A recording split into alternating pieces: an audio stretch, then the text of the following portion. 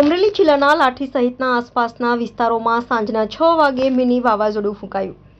અચાનક વાતાવરણમાં પલટો આવ્યો અને જોતજોતામાં જોરદાર પવન ફૂંકાયો અને બાદમાં 6:30 કલાકે વીજળીના કડાકા ભડાકા સાથે ચોમાસાનું આગમન થયું હોય તેમ કમોસમી વરસાદ ખાબક્યો હતો અને સખત ઉકળાટ બાદ ઠંડક પ્રસરી હતી, પરંતુ અનેક ખેડૂતો મુશ્કેલીમાં પણ મુકાયા હતા।